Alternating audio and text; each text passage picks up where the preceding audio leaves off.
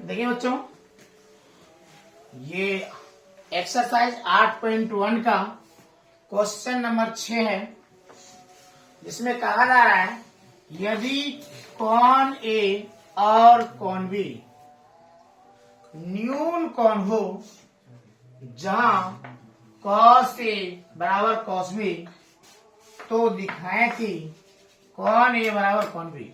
इसका मतलब हुआ कि आपको सिद्ध करके यानी प्रूफ करके दिखाना है कि कौन ए बराबर कौन बी है या नहीं, ये सिद्ध करना है।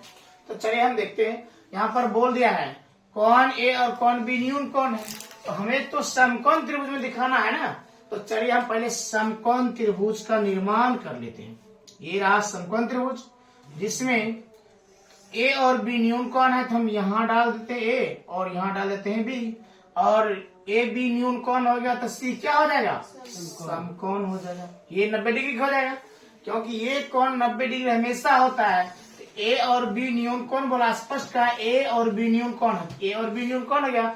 अगर ये 90 है तो ये सी हो जाएगा, क्योंकि ए और बी हम नहीं लगा सकते। क्यों नहीं लगा सकते हैं, तो स्पष्ट किया हुआ है कि ए और बी न्यून कौन है, तो सी यहाँ लगाएंगे समकोण। ये तो समकोण 90 डिग्री होना ही है, ये दोनों में 30-40 हो जाए, 50-60 जो होना है इधर हो जाएगा, लेकिन ये 90 डिग्री होगा। चलिए, आप बोला है कि cos a बराबर cos b, तो चलिए देखते हैं।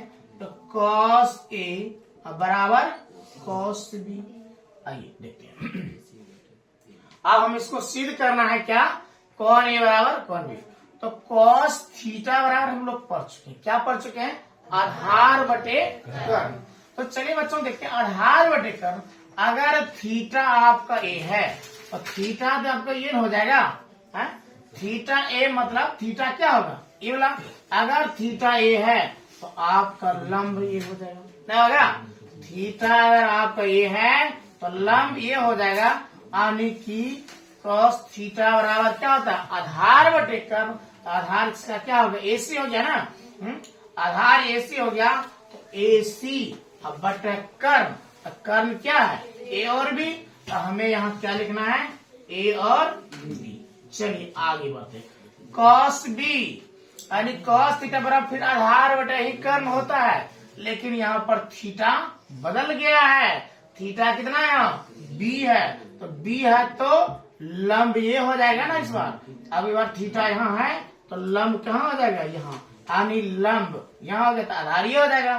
तो आधार जब BC हो जाएगा तो यहाँ पर आधार क्या लिखेंगे, BC। अब बटे कर्ण नहीं बदलता है, जब नहीं बदलता क्या हो गया, ए बी हो गया, यानी ए हो गया ए और बी। ठीक है, याद है, कोई दिक्कत, ए बी खत्म हो गया, सी खत्म हो गया, तो कौन ए बराबर क्या हो गया, कौन बी। यही आपको प्रूफ करना था और ये आपका प्रूफ हो गया। Thank you.